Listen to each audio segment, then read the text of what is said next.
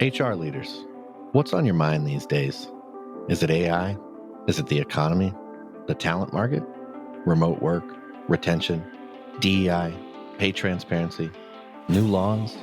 Our 2024 Workplace Trends Report outlines how HR leaders are thinking about these challenges and what they believe will help their organizations overcome them. Want to find out what they said? Head on over to peoplemanagingpeople.com/Workplace Trends 2024 and download the report to find out. Vulnerability without competence doesn't allow you to have a trusting relationship with someone, and too much competence without enough displays of vulnerability doesn't allow you to have a trusting relationship with someone, right? If everything's perfect, they're not going to believe you when you say, hey, you need to make this better because, like I said before, you're unapproachable, right? But if you're always vulnerable, no one's going to trust you because how competent is this person?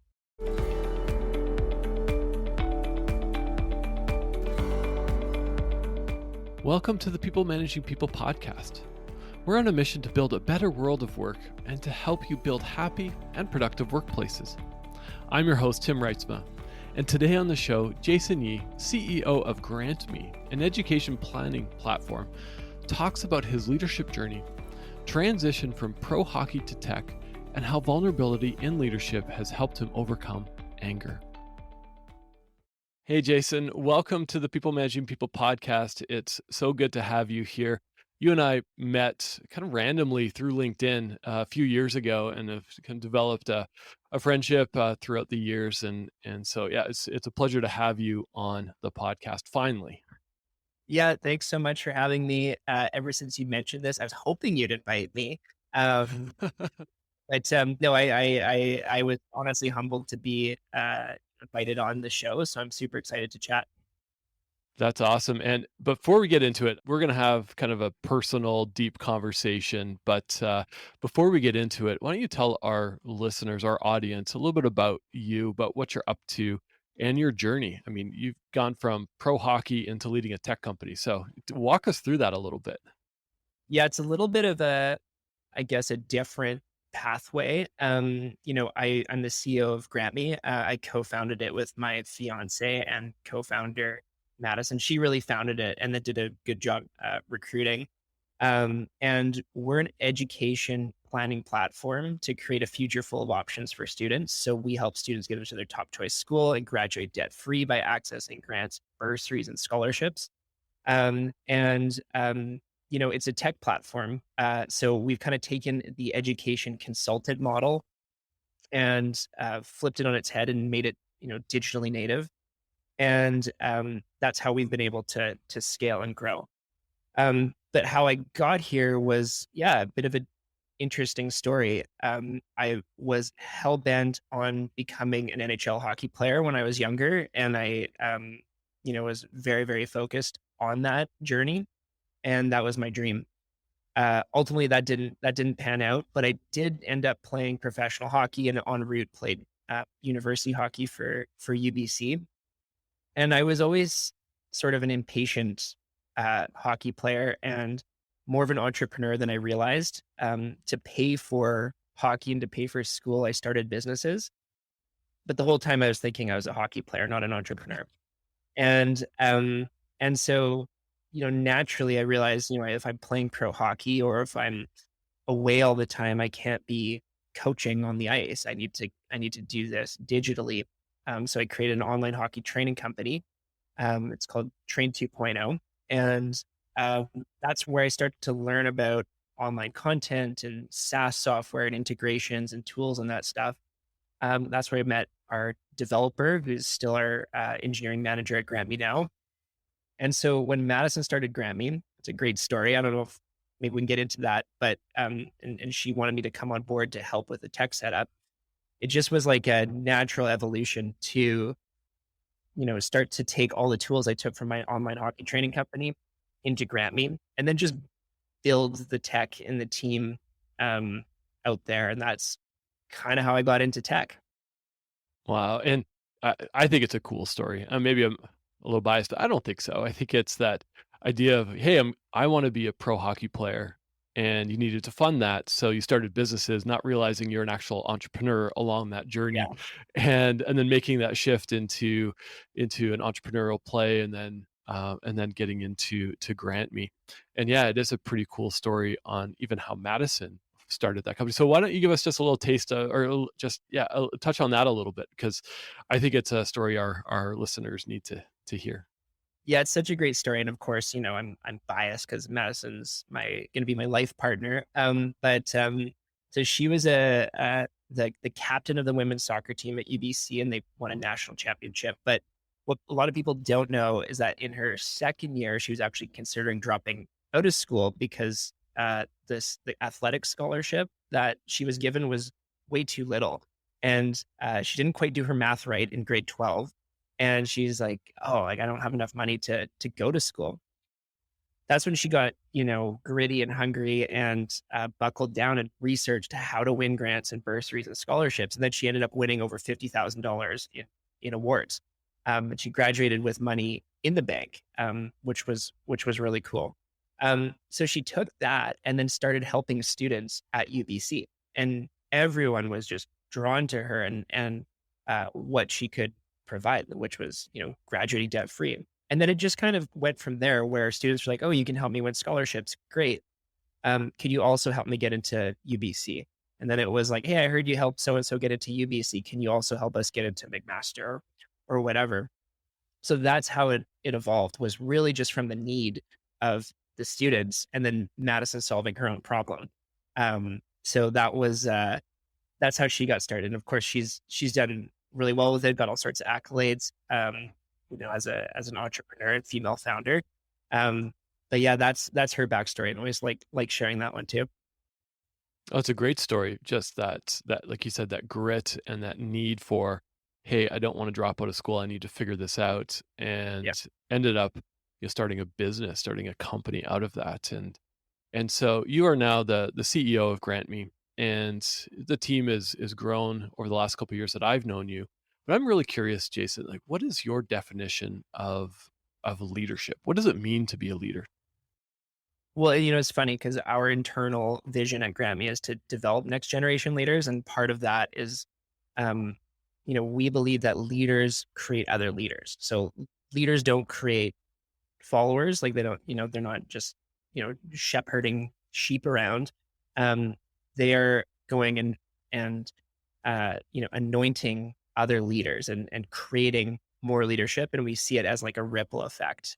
So that's how we think about leadership at Grammy. So yeah, that's how we think about it. I like that you said it's leadership isn't about creating followers. First thing that popped to my mind is social media, right? We just we Right. want more followers, and that's not leadership. Leadership is creating those who can then lead that next generation or lead that next team, and that's our responsibility as leaders. And, I think it ties nicely into this next question. And yeah, our listeners are probably maybe getting tired of me asking this question, but it's so fascinating to me about the better world of work. And so, what does it mean when you hear that phrase, build a better world of work? What comes to mind? I think for us at Grant Me, and I heard somewhere which is like the business is kind of like your own version. Like the business you build is your own version of like a perfect world. So it's kind of like your opportunity to build your own utopia if you're the founder. Um, and that always struck me because when you're stressed out about your business, you're like, so and so won't do this, or so and so's not listening, or whatever. It's like, and you're the founder, you got to know where to look other than in the mirror, because like, well, you built it this way. Like you set the rules up, you hired the people, you set the goals, you set the path, you set the strategy. So, you know, you built it. And, uh, and so I looked at that as like both, you know, a responsibility and an opportunity. Um, And so we think about, how can you build work that really develops each person, like personally?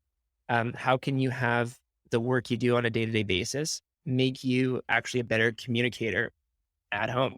How about, if you really need to perform at work, and part of that means getting a great night's sleep, exercising, eating right, um, hanging out with your friends, reconnecting with your family, how can you actually get better at those things? One big thing that we do with everyone at GrantMe is calendaring. And we don't just have them calendar their own day-to-day work stuff, but also like, hey, you need time with your parents. How much time? Once a week? Okay, let's schedule that in. Let's make sure that happens. You need 9 hours of sleep. You need 8 hours of sleep, 7 hours. Let's schedule that in. You need to exercise every day. Let's schedule that in. So we are, and of course, in today's kind of environment, you can't impose exercise on people. Like I can't be like, hey, Tim, you work for me, go do 20 burpees. Like I could in hockey, so we have to hold back on that, but you can definitely encourage that. You can definitely set that up and live it and show people that, you can work hard and often and recharge intentionally and have exercise and develop socially and be connected with your family. It's the, you can work really hard and lots, and instead of you have to work really hard, or I really want to see my family, but I have to work hard. So it's creating that and instead of the but. So I think that's how we think about building a better world of work at GrantMe. And I think that's pretty tied into mine and Madison's individual philosophies as well. I love that. Even before we hit the record button, I asked you how things are going, and you said it's great. We're in work-life flow right now, and I Yeah. love that. It's not, hey, we're in work-life balance or our balance is out. It's flow, and I think what you're describing is that state of work-life flow. And I kind of like that idea of calendaring. I've never heard of that before, to be honest. To be putting everything in. Yeah, I have to not take credit for either of those terms. That comes from Cindy Bakich, who's with us as our chief of staff, and she is the COO of Smart Suite, which is another female-led startup in town here. And so that's part of her language is work-life flow and calendaring. So those things are both from her, and we've learned that, Madison and I and the whole company, from her. That's awesome. I want to just kind of take a little left turn down that, because I'm curious how the team has responded to that. As you and Madison leading this company, well, along with Cindy, saying, "Hey, put everything in your calendar." Uh, how do people respond to that?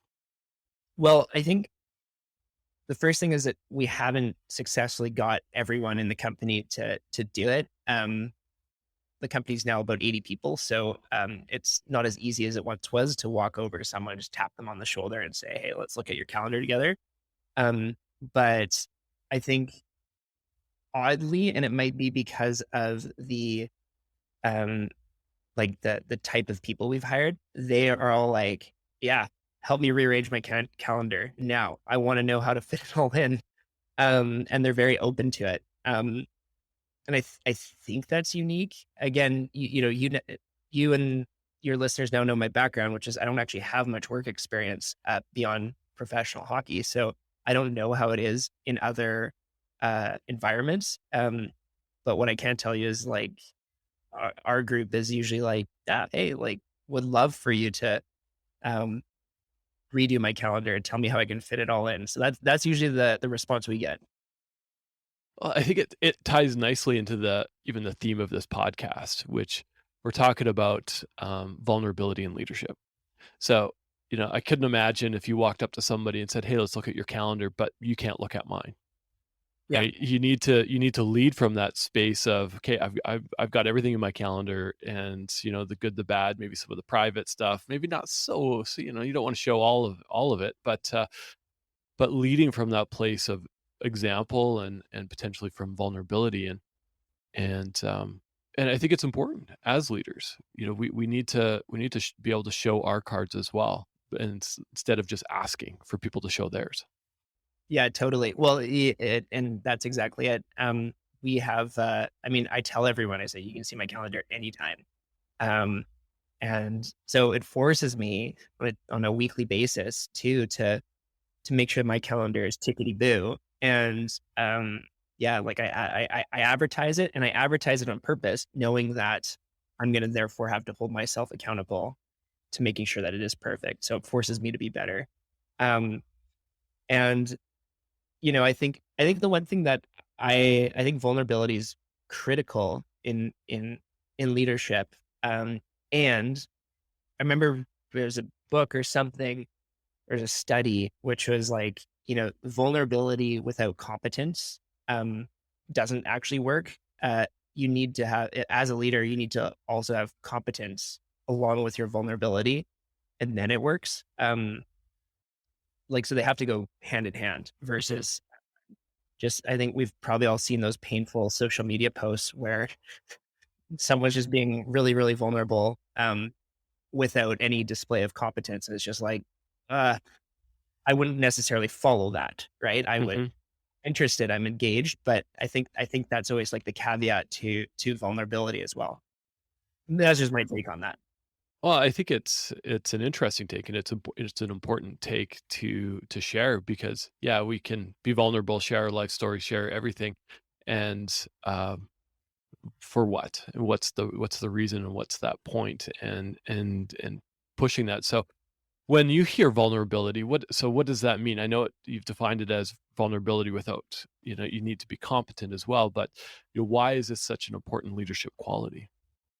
I think it can create just massive trust and buy-in, and alignment. Like people know that uh, there's not one standard for them and a different standard for you. It's like, no, I have these weaknesses that I myself am addressing, and I'm working on it too. Like we're all in the same boat. We're all working together on our journey of self development. And so I think it's just being honest about what we are working on, and authentic about that. And I don't think, and there's all sorts of different ways of approaching it. But just for me, I don't think it's possible for me to lead without being honest about where I need to improve as well. Um, and I know not everyone thinks that way, but that's how I approach it. I know, Madison and our team at GrantMe is very similar. We're just like our team is ruthlessly honest about themselves. And it's cool to see from a leadership perspective. Yeah, I heard a leadership coach once say that, we just need to be even keel, even energy all day, every day as leaders. And to me, that means, being able to show our vulnerabilities or say, hey, this is what, I'm weak at or what I'm good at doesn't necessarily fit well in that. So it's always kind of bugged me, and I'm not sure why, but I think there's, you and Madison and the team, I think we're a lot alike in that, where, let's not just talk about our strengths, but also our weaknesses, where we need to improve, gather that feedback. And I think that's important. I know when we were connected recently, you'd shared something that you were working on or needed to work on, and that was anger. And I'm Mhm. sure, I mean, you're quite vulnerable with me in that, but I'm sure it took a lot of vulnerability to share that with your team, and that you needed to work on this. So what's the story around anger?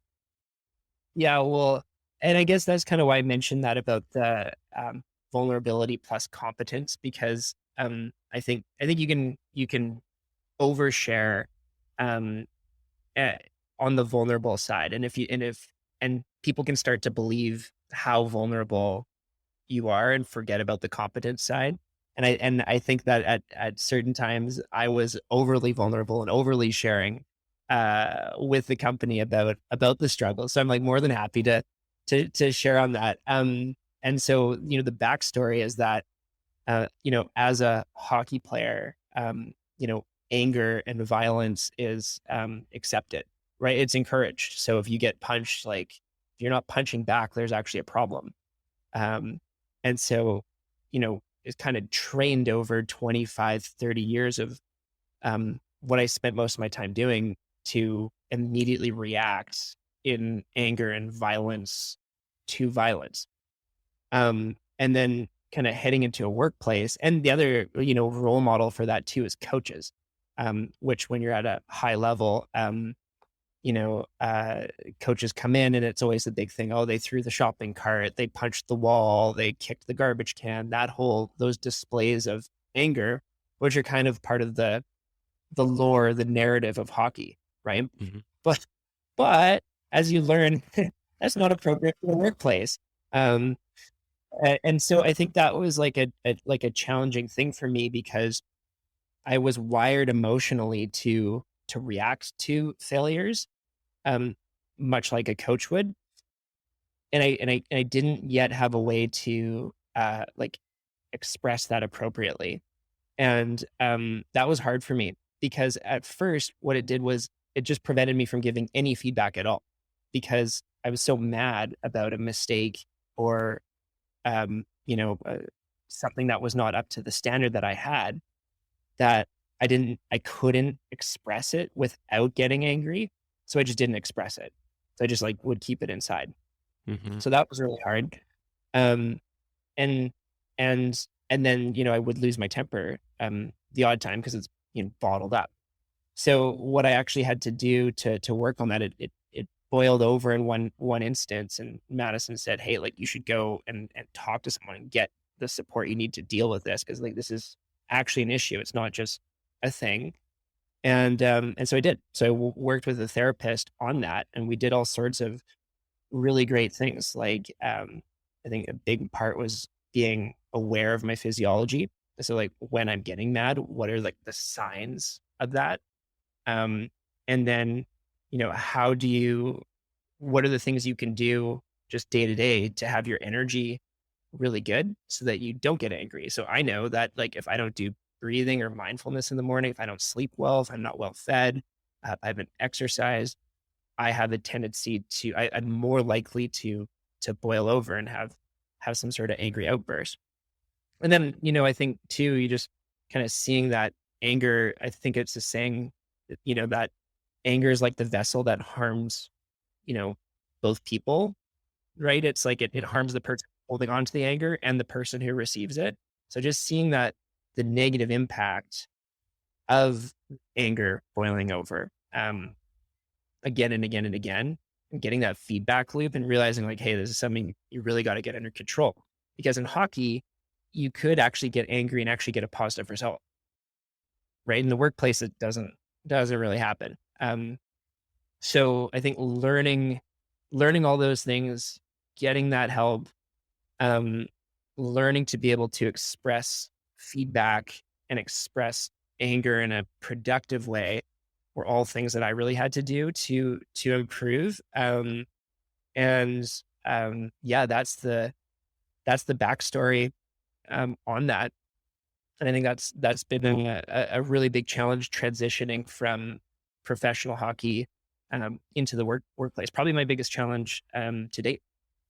Wow. Well, thanks for sharing that story. I can't imagine, spending so many years in that environment where, losing your temper, getting angry on the ice, it's celebrated. You get angry, get after the puck, get after somebody, and then transition in the workplace where, you can't, kick somebody's desk, throw something across the room. I've seen that. I've been it. I've seen those environments. I've been in those environments, and it's not a good place to be.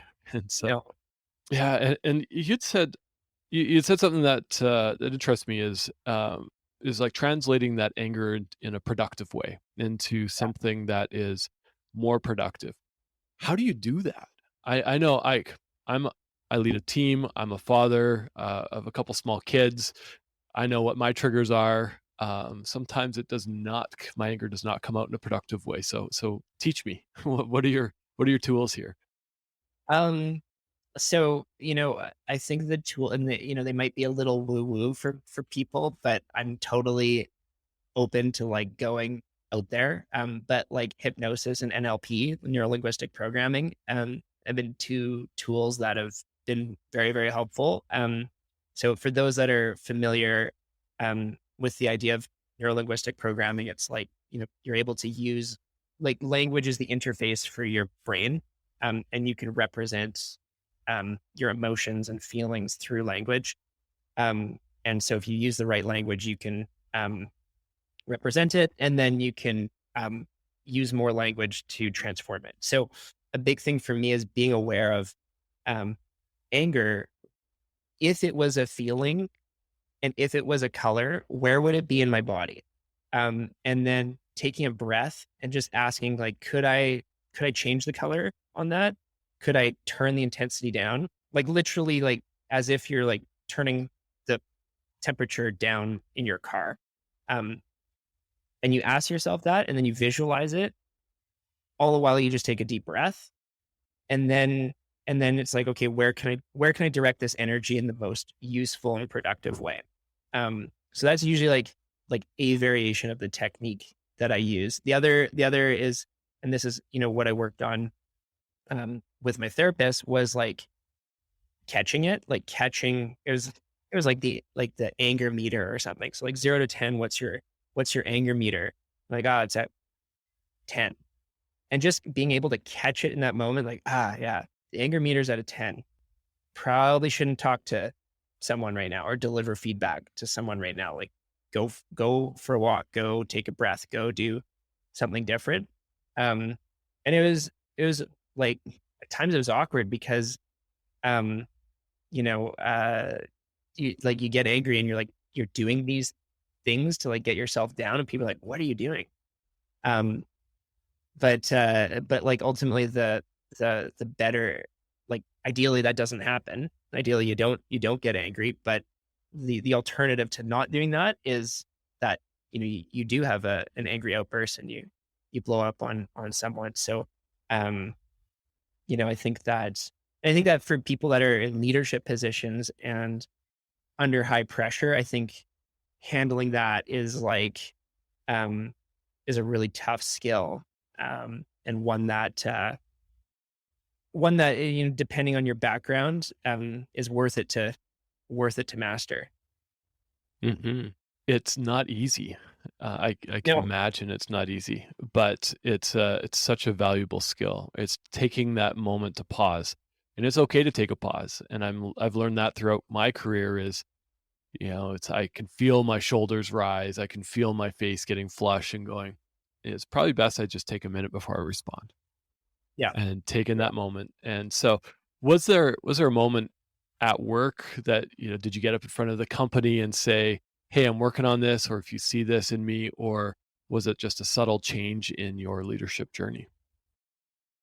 I think like I said, I think I was pretty open and honest about it, and told lots of people about it, and yeah, I think and it's just something that, yeah, there wasn't like some sort of like intervention, like where like went to a restaurant, sat me down and said, "Hey, like you got to change." It wasn't like that. It was just like, uh, if it came up in conversation, it was like, "Hey, this is what I'm working on," and you know, and usually it would be when, we talked about earlier, if someone else is like working on something in a similar vein, maybe not in anger, but maybe um, anxiety or depression or anything like that. It's like, hey, yeah, like just so you know, like I went to go get that support too, just for a different thing. Um, so I would share that, um, and then yeah, it's just a matter of continuing to work on it, because I think the biggest thing that I learned out of that was, um, you know, it comes back to the fixed versus growth mindset. Like, do people think, oh yeah, like is anger um, like a natural trait, something that you just have that's like encoded in your DNA, or is it like a learned behavior? Um, and the answer is that it's a learned behavior.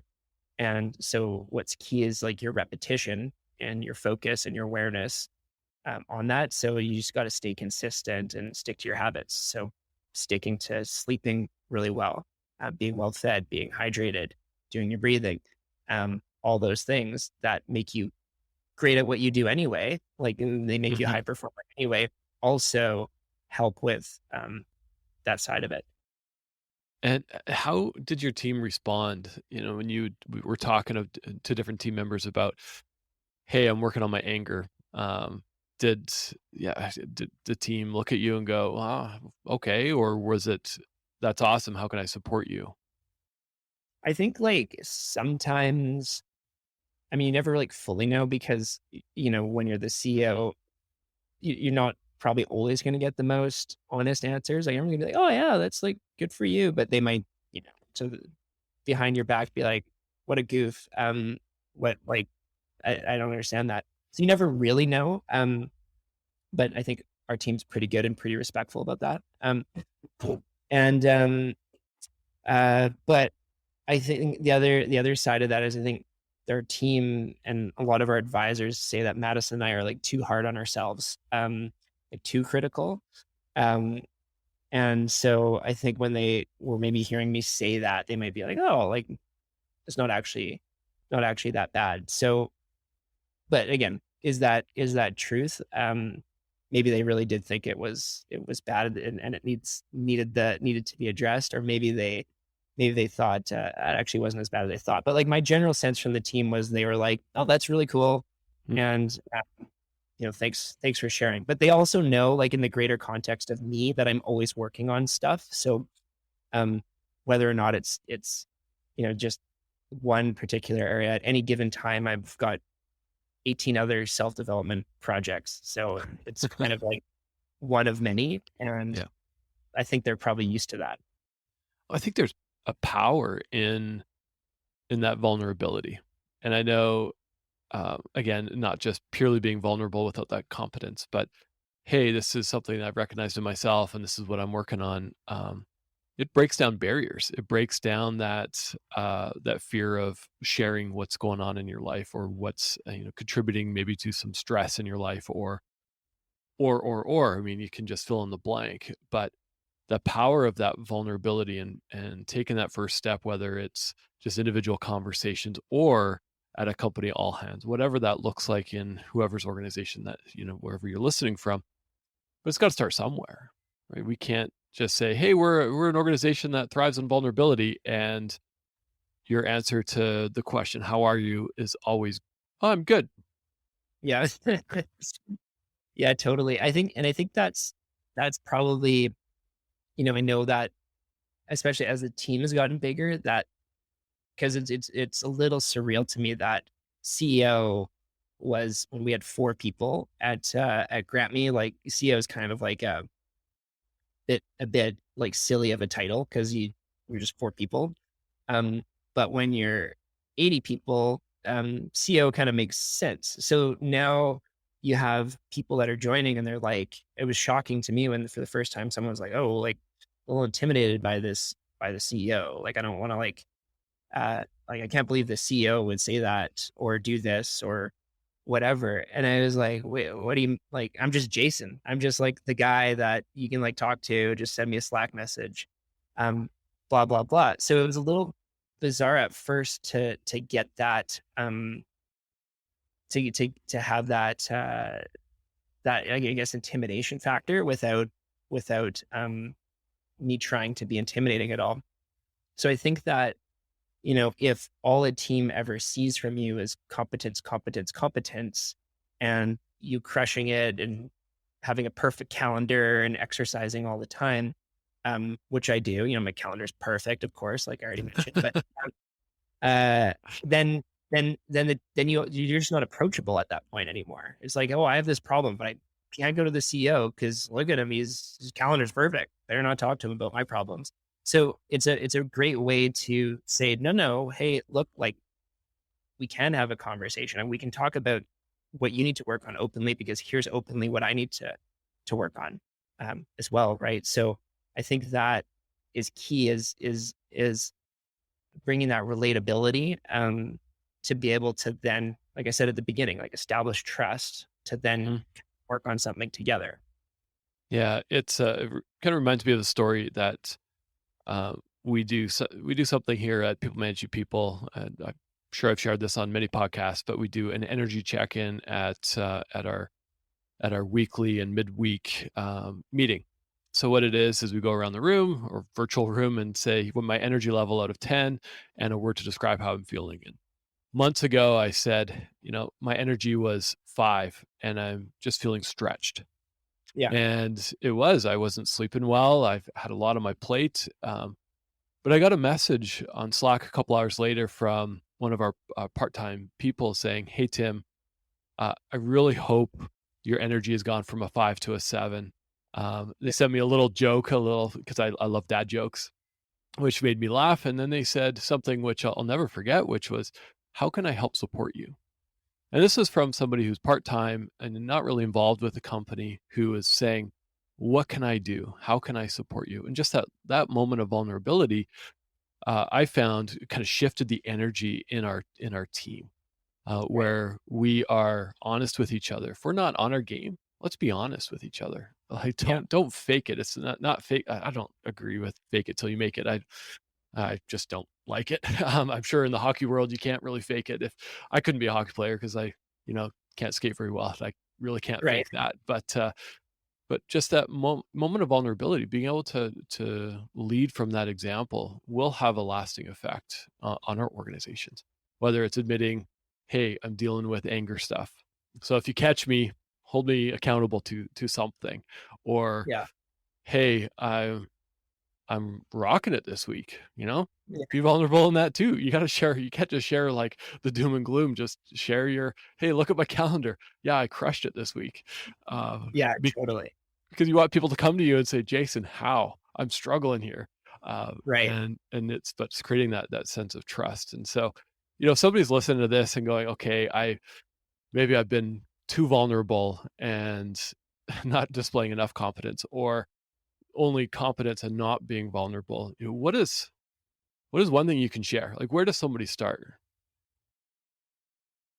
Well, I think I think you like the first thing would be to kind of look on that scale, right? If you go to back to your last 12 Facebook posts and they've all been about how, you know, like how rough life is, then you're probably too far on that vulnerability side. If you're like only displaying, if your last 12 Facebook posts are, I'm just using Facebook as an example, you know, if they're all just like, here's my new yacht, oh, here's my new Ferrari, here's my six pack out, and it's just like, blah, blah, blah, blah, blah, blah, and you're just like on one side of that. It's like, okay, like just take an inventory, think about it. Like, should I keep doing this, or could adding an element of vulnerability make me more approachable and relatable? And if you're on all the way on the vulnerability side, then consider like, hey, and this is kind of like the hardcore part of me coming out. It's like, what do I need to get better at? Like, what do I need to improve? It display my competence in, maybe I need to tone it on the vulnerability post for a bit. And or talking about vulnerability. So, um, yeah, I think it's an important, it's not black or white. It's not integrity or not integrity, and it's not vulnerability or no vulnerability. It's what's that right balance. And I think that's like, I had a really great talk the other day with someone, which is like, it's not one or the other. It's not binary. It's like, it's no, if you think of like a two-dimensional box of just, a matrix of like yes, no, like vulnerability, competence. It's not just one or the other. It's three-dimensional. Right? It's like, how do you display the right mix for the situation? And that's been the biggest thing I've been learning in leadership recently, is it's not one or the other. It's what's the right mix of that for the situation. I love that. I see this already in my mind, and I'm going back and critiquing myself. Is it just purely being vulnerable for the sake of vulnerability, or is it just that display of competence as well? And it is a mix. And even on our leadership journeys, we need to take that into account. Trying to be level energy. I'm a 9 out of 10, 5 days a week, Monday through Friday. Um, it's knowing, when to be vulnerable, what to share, when to share, but also that self-discovery and self-development path. But surrounding yourself by people who can hold you accountable to it. Like you'd said, Madison, your life partner, your future life partner, your fiance said, hey, this is something you need to work on. Well, it's my life partner does not work at people managing people. So who can call me out, and who can say, Tim, this is something you need to work on. I think that's so important, is defining those allies, sharing that vulnerability, but creating that sense of trust. It's so foundational to our organizations. Yeah, I think that's it. I think it's like trust is, I mentioned that a few times, right? Is like the vulnerability. And actually you could probably make the point that vulnerability without competence doesn't allow you to have a trusting relationship with someone. And, too much competence without enough displays of vulnerability doesn't allow you to have a trusting relationship with someone, right? Because they're not going to, if everything's perfect, they're not going to believe you when you say, hey, you need to make this better, because like I said before, you're unapproachable, right? But if you're always vulnerable, no one's going to trust you, because how competent is this person? So I think so much of working together and being able to achieve results together is about that trust, so that you and them can really work together really productively. Yeah, I love that. I love that that we always come back to trust as that foundation. And you're too far on the scale of competence. Yeah, like you said, nobody's going to believe you. If you're too far on the scale on vulnerability, it's like, I don't know if I trust this person either. So it's finding that, it's not dead set. It's not a bullet hole in the middle. You're not hitting a bullseye here. It's finding where on that scale is that trust. And for everybody, it's different. And there's no like magic formula, but it's being able to figure out that level of vulnerability, that level of display of competence. And there you have it. You'll create trust within your organizations, within your teams, and people will follow you, will open up to you, will reach out and say, Jason, I need help with my calendar. So if GrantMe folks are listening to this, Jason wants to see your calendar. I'm really curious about it too, but that's just my own curiosity picking up. But Jason, I really appreciate you coming on the podcast. You have a lot of wisdom to share, and I don't think this is going to be our last recording. At least I hope it's not our last recording, because I know there's a lot of topics that you're interested in. I think you said 18 dimensions that you're working on right now for self-development. So I think that's 18 episodes we can record in the future. But thanks for coming on. I really appreciate it. Yeah, well, some of the topics you won't want to cover, like I'm currently trying to get better at go-karting, but like it's nonstop. But yeah, I'm definitely happy to chat about the ones that are definitely relevant to your audience. It is a pleasure chatting, and thanks so much for having me on. And yeah, thanks again. And for those who are listening, we always value your feedback. And so please reach out to me at tim@peoplemanagingpeople.com. Love to hear your thoughts on this episode, as well as ideas for future episodes. And please like and subscribe this episode and our podcast wherever you get your podcast. So thanks again, and I hope you all have an amazing day. Cheers.